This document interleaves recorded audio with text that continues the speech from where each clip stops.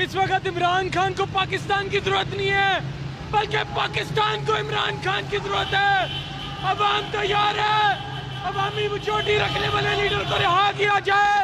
फौरी तौर के ऊपर अवाम निकलेगी, जंग भी जीतेंगे, मुकाबला भी करेंगे, इन्हें बताएंगे भी मुसलमान की ताकत क्या है। 3 मिसाइल गिराए गए, 3 ड्रोन गिराए गए और इसमें नाज़रीन किराम अवाम जो है वो रात को सड़कों पर निकल चुकी है और सड़कों पर निकल के नाज़रीन ఓ పక్క పాక్ భారత్ పై యుద్ధానికి కాలు దువ్వుతుంటే మరో పక్క అక్కడి జనం ప్రభుత్వం పైన తిరగబడుతున్నారు.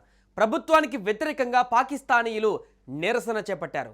ఇమ్రాన్ ఖాన్ను విడుదల చేయాలని డిమాండ్ చేశారు. ఇమ్రాన్ ఖాన్ని 2022లో అవిశ్వాస తీర్మానం ద్వారా ప్రధానమంత్రి పదవి నుంచి తప్పించారు. అనంతరం 2023 ఆగస్టులో అవినీతి ఆరోపణలపైన ఆయన్ను అరెస్టు చేశారు. ఈ అరెస్టును ఇమ్రాన్ మద్దతుదారులు తీవ్రంగా వ్యతిరేకించారు. ఇమ్రాన్ ఖాన్ పైన పెట్టిన కేసులన్నీ సైన్యం ఒత్తిడితో రాజకీయ ప్రేరేపితమై మోపినవేనని ఆయన మద్దతుదారులు ఆరోపిస్తున్నారు. ఒక దశలో పాకిస్తాన్ తెహ్రీక్ ఇ ఇన్సాఫ్ పార్టీ నాయకత్వంలో ప్రజలు సైన్యం పైన తిరగబడినా దాన్ని కఠినంగా అణిచివేశారు.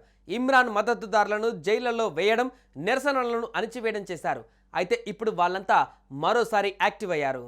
పాకిస్తాన్ దాడులతో భారత్ ప్రతిదాడులకు దిగింది. పాక్లోకి చొచ్చుకు వెళ్లి మరీ భీకర దాడులు చేస్తోంది. ఇస్లామాబాద్లో పాకిస్తాన్ ప్రధాని షహబాజ్ షరీఫ్ ఇంటి దగ్గర బాంబు పేలుడు సంభవించినట్లుగా సమాచారం. పాక్ ప్రధాని ఇంటి దగ్గర డ్రోన్లతో భారత్ దాడి చేసింది. వెంటనే అలర్ట్ అయిన పాక్ ఆర్మీ భారీ భద్రత నడుమ ప్రధాని షరీఫ్ని సురక్షిత ప్రాంతానికి తరలించినట్టుగా తెలుస్తుంది.